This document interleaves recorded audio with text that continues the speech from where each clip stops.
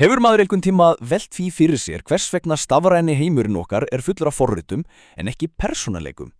Hugsið ykkur aðeins, einn stafræn félagi sem fylgir manni óaðfinnanlega allan daginn. Frá snjallspeglinum á morgnana, yfir í bílinn, á tölvuskjáni vinnunni og jafnvel á upplýsingaskilti út í bæ. Alltaf sami aðstofamaðurinn með eitt samfellt minni. Já, þetta ekki lengur einhver fjarlægur vísindaskálskap. Þetta kjarninn í openhuman.ai sem í rauninni eins og App Store fyrir stafrænar manneskjur. En af hverju við ekki þar komin þanga? Af hverju Siri í símanum einn heimur og Alexa heima annar og hvorugur hefur hugmyndum hvað hinn að gera? Svarið eiginlega frekar einfalt. Þau alveg sundurlaus. Þau vita ekkert hvað gerðist á öðrum tækjum. Þau hafa ekkert samfellt minni. Og þetta gerir öll samskipti við þau svo brotakend og, frekar ópersónuleg. En það sem svo magna við þetta allt saman að allir grunnþættirnir, allir púslubitarnir sem þarf til að skapa sannanlega lífsegja stafræna verur í raun og veru þegar til staðar. Þetta alveg eins og að vera með alla púslubitana á borðinu fyrir framan sig en enginn hefur náð að púsla þeim saman í eina heildstæðu flotta mynd. Við skulum fara yfir þessa púslbita. Fyrst það heilinn. Þann part má eiginlega segja að við sem búin að leysa. Takk fyrir stór mála líkon eins og til dæmis GPT-4. Þessi líkon geta rokkrætt, þau muna samhengi í samtölum og sína ótrúlega djúpan skilning.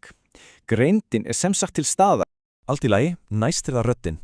Fyrirtæki eins og Eleven Labs hafa gjörsamlega gjörbylt talgerfingu. Hún orðin svo góð að það nánast ómögulegt að greina hana frá alvöru mannlegri rödd. Hún getur tjá tilfinningar og alls konar blæbrigði, þannig að þessi gamla vélmenna rödd, hún heyrir sögunni til. Og að lokum útlitið. Með tækni eins og MetaHuman frá Epic Games getum við núna búið til og keyrt ótrúlega raunverulegar þrívítarpersónur í rauntíma, bara á venjulegum tölvum. Þannig að útlitið líka komið. En ef við erum með heilan, röddina og andlitið, af hverju finnst manni þá samt ofta þessar stafrænu verur séu svolítið líflausar og sálarlitlar? Eins og þessi tilvitnum bendir á, þá ástæðan einföld. Púslbitarnir ekki tengdir. Það vantar límið sem bindur þetta allt saman. Og það leiðir okkur að síðustu stóru hindruninni, síðasta púslubitanum sem hefur vantað. Það að geta búið til eðlilegar, líflegar og tjáningaríkar hreyfingar sem passa fullkomlega við orðin og tilfinningarnar og gera það allt í rauntíma. Og þetta ekkert smá mál, sko.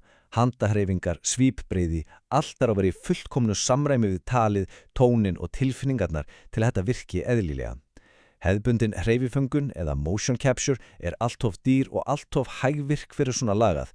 Að kenna gervigreind á þessi óendanlega flokknu tengsl milli samhengis og líkamstjáningar hefur bara verið risastór tæknileg þraut hingað til.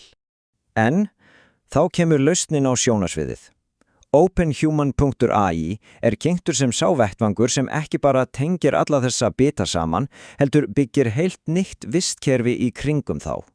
Hvað openhuman.ai í raun og veru? Í stuttumáli þetta fyrsti markaðurinn í heiminum fyrir stafrænar manneskjur. Kjarnin í þessu öllu að gera einum og sama aðstöðamanninum kleift að vera til staðar í öllum tækjunum okkar með fullkomlega samstillt minni. Þessi samaburður sýnir mjög vel sérstöðuna. Á meðan Character.ai aðalega textabundið og MetaHuman frábært tól til að búa til útlit en án heila, þá sameinar OpenHuman allt saman. Það markastork, það rauntíma þrívið, það gervigreitar heili, tekjumöguleikar fyrir höfunda og svo síðast en ekki síst þessi algjöri lykilþáttur, samhengi og minni sem virkar á milli allra tækja. En hvað þýðir þetta allt saman í alvörunni? Skoðum hvernig einn venjulegur dagur gæti litið út með stafræni mannesku sem alltaf til staðar, alltaf með á nótunum. Kynnumst Amy. Klukkan 7 að morgni birtist hún á snjallspeglinum og stingur upp á fötum miða við veður og hvað í dagatalinu. Klukkutíma síðar, í bílinn, heldur hún áfram sama samtali, varar við umferð og minnir á að þurfi að kaupa mjólk. Í vinnunni birtur hún svo 3 mikilvægustu verkefni dagsins. Í háðinu, á skjá á strætóbiðstöð, bendur hún á póveitingastað rétt hjá því hún veit af áhuga á slíkum mat. Í matvörubúðinni birtist innkaupalistin á skjá við innganginn. Og heima kveldið þá býður hún mann velkomin og stingur upp á kvikmynd.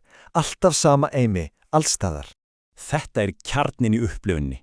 Þetta ein og sama Amy á yfir 7 mismunandi tækjum yfir daginn. Samtalið eitt og óslitið allan daginn. Hún meðvituð staðsetningu og samhengi Og það besta, skiptingin á milli tækja er svo óaðvinnaleg að hún tekur innan við 2 sekúndur. Þetta snýst samt ekki bara notendur. OpenHuman.ai er líka búið til alveg nýtt hagkerfi fyrir skapandi fólk. Undir einföldu slagorði, búið til einu sinni, seldu allstaðar. Viðskiptamódelið er mjög hvetjandi fyrir höfunda. Tekjuskiptingin er alveg skýr. 70% af öllum tekjum fara beint til þess sem bjóð til stafrænu manneskjuna á meðan plattformin tekur 30% fyrir að útvega alla tæknina og markaðinn. Svo, hvað þarf höfundur að koma með að borðinu? Í raun þrennt. Í fyrsta lagi persónaleikan með því að tengja við viðeigandi málalíkan sem virkar sem heilin. Í öðru lagi útlítið með því að hanna eða sérsniða þrívildarlíkanið. Og í þriðja lagi hegðunina með því að skilgreina hvernig veran bregst við með tilfinningum og hvernig hún er meðvituð samhengið hverju sinni.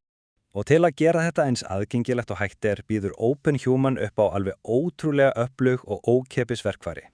Þar eru grunnsniðmát fyrir þrívíðarlíkun, vefbundið Creator Studio þar sem hægt að breyta öllu og sérstak verkfæri til að setja sérsniðan andlit á líkonin.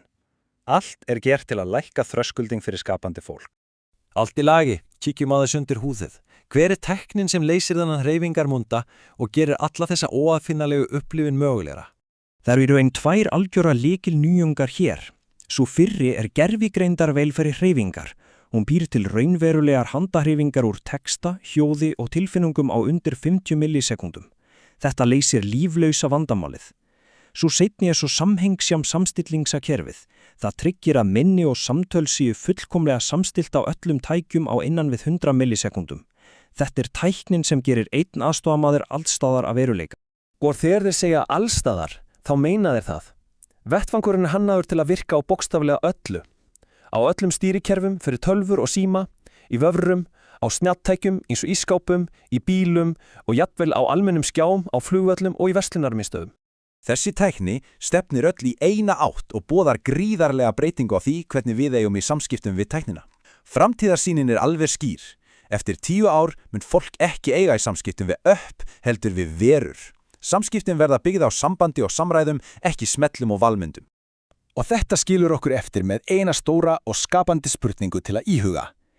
Ef tækifæri gæfist til að hanna eina svona stafræna veru alveg frá grunni, hver væri hún? Einkaþjálfari, sagnfræðingur, skapandi samstarfsaðili eða kannski bara góður vinur?